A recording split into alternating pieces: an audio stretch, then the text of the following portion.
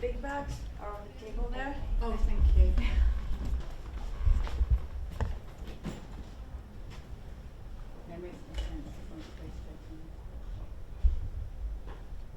Do you guys need a light or anything out here at the moment?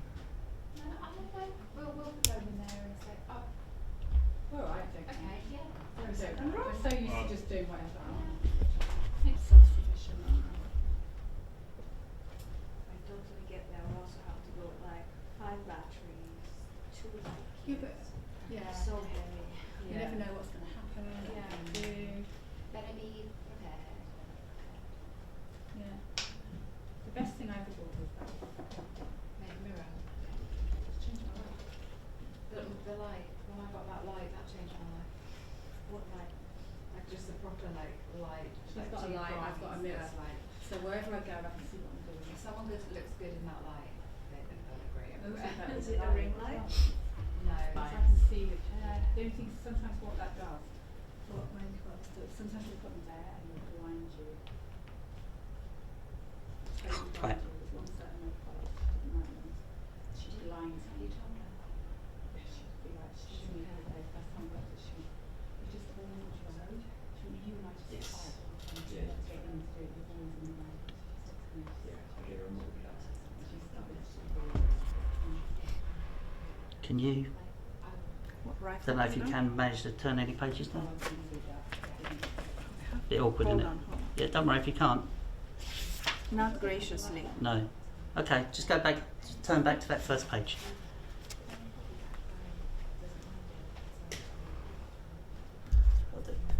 So you're curious. Curious. Amazing. Amazing. But yeah, And so how long have you been doing, the interviewing in journalism? for, believe it or not, 15 years I've been here. Amazing. It's crazy. I You don't know. must have met all sorts of people. Yeah. That's like 10 of you. Yes, I met Lech Walesa. Who's Lech Walesa? He was like a Polish union leader. A what? Polish? Polish? Yes. Yeah. During like, when The uprising. the Iron Curtain fell, like he was in Oh, the news all the wow. time, yeah. All sorts of people. Yeah. Mostly entertainers though. But a cross section. Yes. Okay, interesting. Who's the most like you were like, oh my god? Actually, I don't know anymore. It's like it's been so many. So years. many. Have you made notes of each one? Oh, honestly. People ask me who you've interviewed over the year, and I go, oh, everyone. And they say who, and I go, oh, what I write. You should write it all I know, but then down. when I leave, as soon as I leave, I think, God, there's like 100 people I could have told you. Yeah. Right, I'm Yeah. recording. so Have you whenever actually you're met ready. Obama or Did Bill you? Clinton? Have Oh, you? it's coming back Yeah. up again. Sorry, just gonna try. That's kind of nice. This cable round the back here. Is it annoying you? I There we go. actually Let's was try that. editing. There we go. Let's My try colleague did the Gran Turismo premiere in Cannes, and I was editing it from a live. So Oh, I okay. saw you in Cannes. You saw me in Cannes doing the Yes. Gran Turismo. I'm Ah, recording, so How whenever did you? you're How ready, did you find guys. being in Cannes? it was amazing. I felt really proud of what we'd done, so it was really nice. Yeah, that's always a good place Yeah. to be. It's like such a film town, and Yeah, also such a yeah, the it was energy lovely. of It was the crowd is it's insane. amazing. Yeah, yeah. So this year's big year. Is First a it- film, and now a book, and Yeah. some music. It's been a big year. But I noticed there's a huge gap between the last time you wrote the children's series and this one, which seems to be for more grown-up kids. Why so many years? It just took me longer. First of all, it took me longer to write. I would say the start was 9 years, and it's such a different medium. And I would say, the shape of it, the characters remain the same, but it was like a baptism of fire. Writing a novel of that length, really, it was hard. I had to really learn as I went.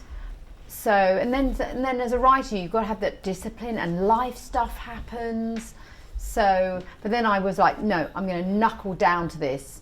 And so, yeah, it was 7 years, I would say, in total. And then I had to give it into the editor give me more notes. Oh gosh, how did you cope with the notes? Oh my God, I think it's the worst bit, because what happens is I go through a series of so I gave it to other writers to read, to give me honest feedback. William Boyd, okay, he wrote Any Human Heart, who is incredible. And it was like giving Humpty-Dumpty to Beethoven, right? At the level when I first gave it to him, he told me to rewrite the whole thing in the third person past tense, right? Because I was in the first person present tense. And I felt in my heart it was good, the characters were right, but I was like really struggling. So I rewrote the whole thing, and it was a game changer. And for him to give me that time, I'm forever grateful. So there's all different things that I had to learn on the way, so to speak. Like another writer told me, you must keep your phone out the room. Then I read this book by Stephen King. It's called How to Write, and it says be in a dark room. And then when the editors, the proper editors from the publishers, there was 4 different ones all over it, and they start doing different lines according to what is PC, what's politically correct, because certain words you can't use anymore that I didn't realise. For example, the word crazy.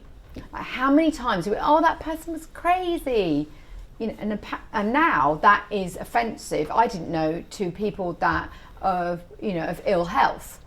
And it's just being mindful of those things. I was learning as I went, and I thought, you know what, I want to be respectful to people, but I'm learning. It's a bit like Frankenstein, okay?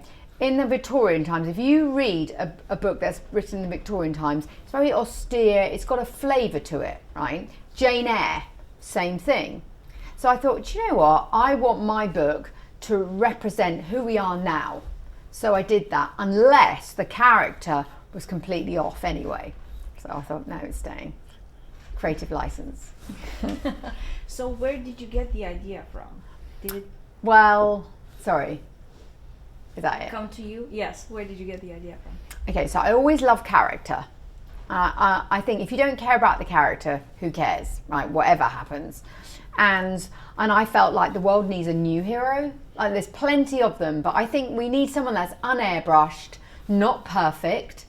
And what about finding the courage you never knew you had? How about that? And so, she was always with me, and then developing the characters around. And then I thought it'd be really interesting to lean on, so this school that embodies values of a great person from history. And so first of all, it came to me was Queen Elizabeth I, but then I thought, what about Anne Boleyn? Anne Boleyn. Now, if you think about Anne Boleyn, she has, this history with her that people go, oh, don't pick. Someone said to me, don't pick her. And I thought, why? And then I unpacked it, and I thought, actually, maybe she was shamed for being smart. Henry VIII chopped her head off. I was like, actually, if that was now, he would have been Me Too'd and put in prison, right? That was not very nice. And so can you imagine Queen Elizabeth I, her parents, that background is bound to have left an impression on what her choice is. So I thought, what about if she builds this school in honour of her mother that reflects how amazing she is? And it's redemption. Instead of getting married and having babies, these are going to be their heirs. She says the ideas, the students, the polymaths, their ideas, they will be my heir, my legacy. So that was first and foremost. And it's based on this island like Jurassic Park, but instead of dinosaurs, it's extinct animals, or endangered animals rather.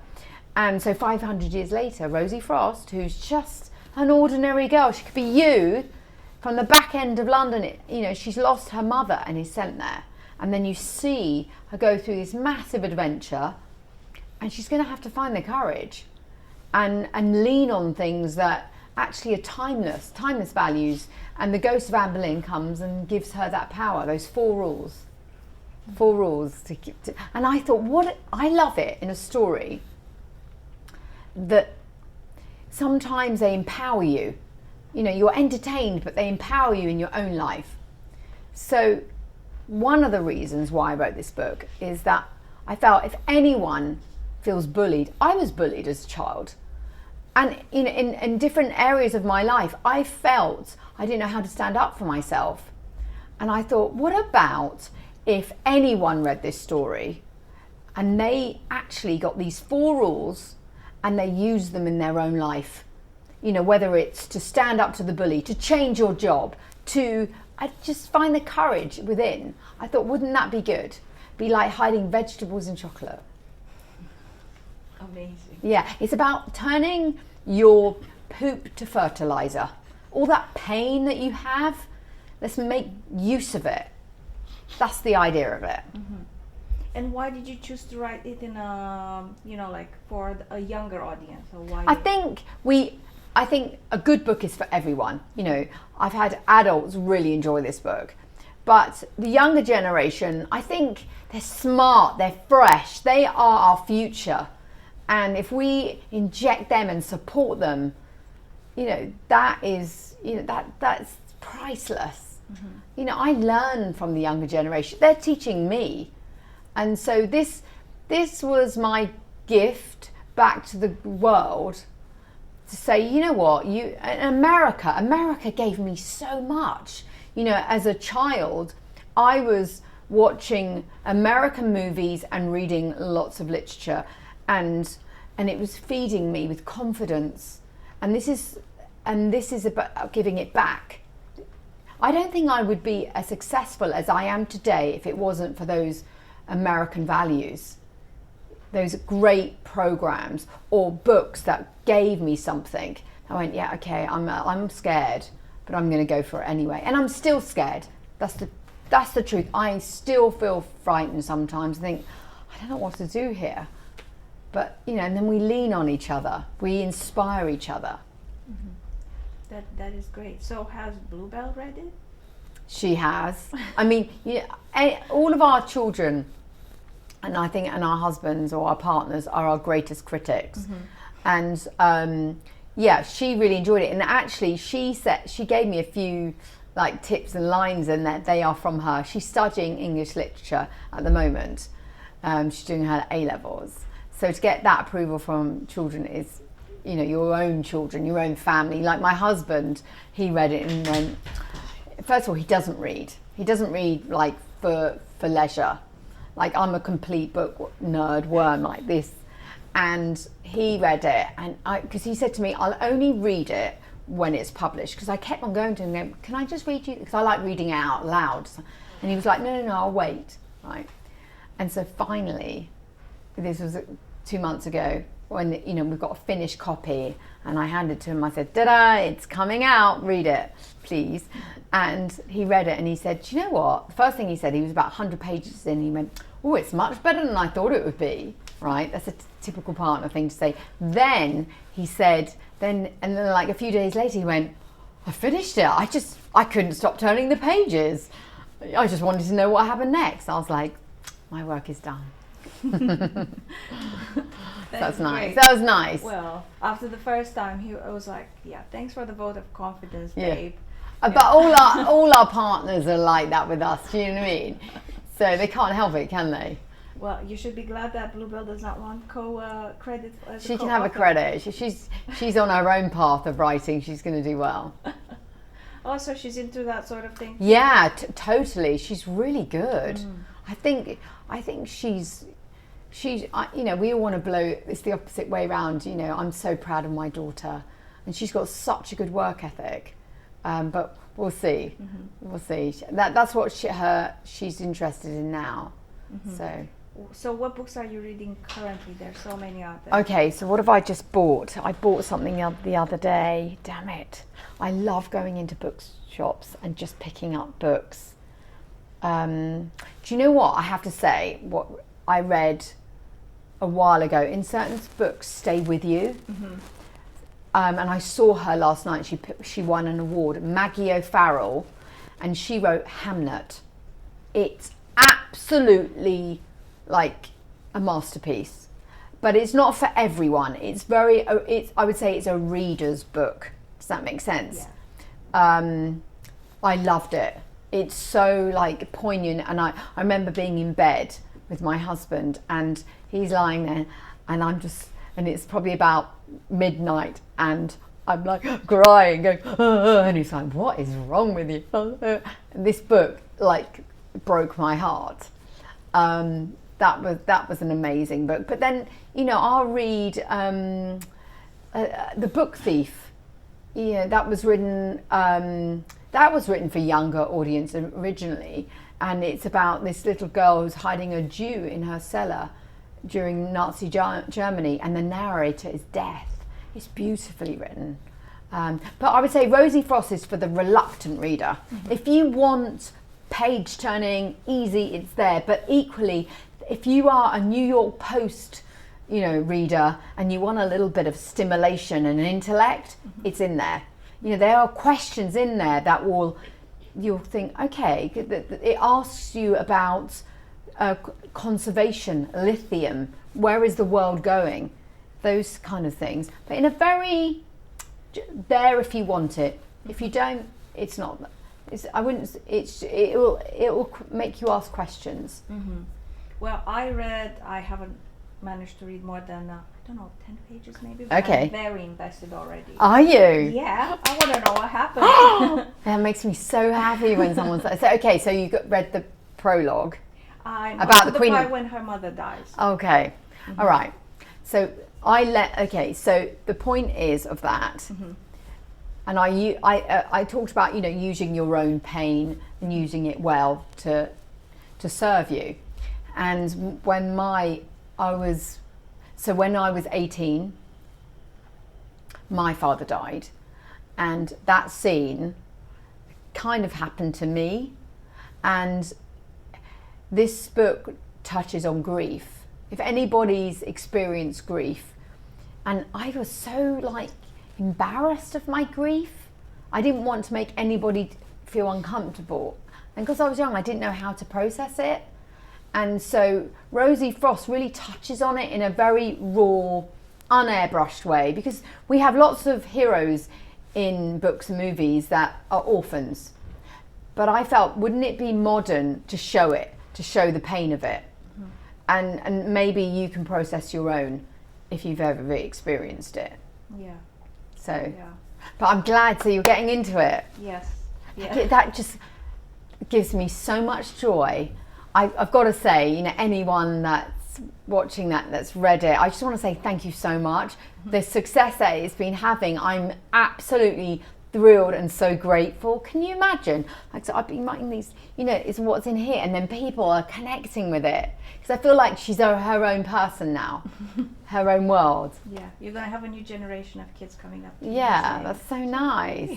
I think you're like Bina. I have a funny feeling.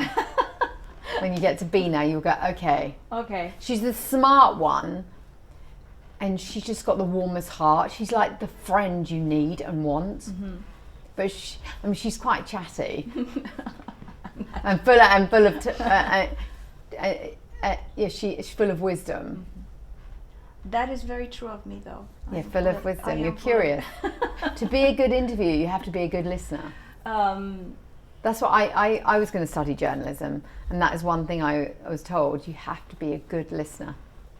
That's true, and it's actually quite hard to put it to paper in the exact same way you heard it without changing it to something else. That's very honest. That's so honest. Yeah, I mean in the sense that sometimes your personal experiences, and not biases, but the way you perceive words. Yeah. And you try to what it means to you. You Yeah. can't help it. I suppose the same in a book. People will pick out what is triggering them or they're connecting with. Everyone's different. Mm-hmm. Well, I saw that you made her a redhead when I read. Oh. I couldn't help it. Do you know what it is? I feel like reds are in their own lane. I've had blonde. When you're blonde, all the eyes go to you. When you're dark, maybe they stay on you. But when you're red, and I feel like you're in your own lane. But there's been some amazing heroes that are red. Yes, whether it's Brave, Annie, there's a few out there. Oh, Ariel. Oh, yeah, Ariel. So I thought that red, you're in your own lane. That is very true. Yeah. I've only been a blonde, and Did you feel when you were a different hair colour? yeah, It was unbelievable. Crazy. It's so true. You are the outsides do say something. I think people thought I was more approachable as a blonde. It's so true. I've been blonde, I've been dark, and obviously red.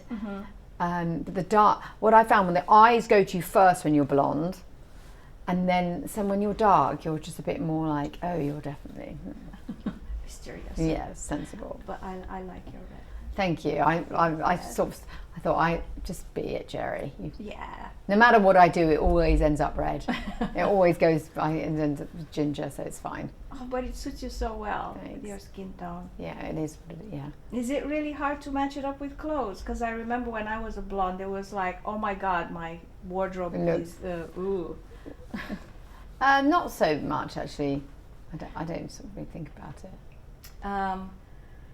I was also wondering, like, among the last questions, there's been a couple of documentaries out on Netflix, the Beckhams and Robbie Williams, and they all kind of harken back to the same kind of era. Have you watched them, or do you have any intention of watching them? I will watch them, and I think it's it's wonderful that people want to share, those times. Yeah, a long time I made a documentary when I first left the Spice Girls, and they are very. Like I made it with Molly Dineen. Do you know who that is? She's amazing. She made a documentary on House of Lords, and then and it was it was normally quite serious, and she made it on me when I left the Spice Girls, and they all have their time. They're very. Probably a documentary on you would be so different now than it was back then. I Considering people's attitudes towards the way we treated pop stars then too. It's funny, isn't it? Everyone's really reflecting on that, aren't they? Yeah. And I think it's one of those things that when you're at a certain age, I mean, it's very British.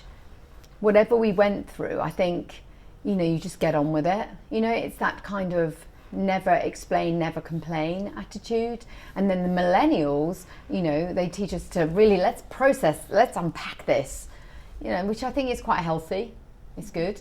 So, and then once again, I think we all share our own, there's something very healing in sharing one's stories with others. I think it's as old as time, and then we process our own things, so. Yeah, I'm reading the Britney Spears memoir right now, so. Is it? Oh, so you've got loads of books going on. I'm the same age as her, so I kind of remember okay. I was big into the blonde, Okay. the whole thing. Oh my god, and it's just so crazy, like how different it looking back on it now. Yeah, how we wouldn't put up with that. Yeah. And you mentioned lithium and environmental. Was this something that you care about, that you wanted to include into the book? Well, I've always loved animals. I am patron of London Zoo, and that's with David Attenborough, and they do amazing things for animals. So when we think about a zoo, you think, oh, what does that mean? But actually, this is about conservation. So, for example, they have this a bird called the Socorro dove, right?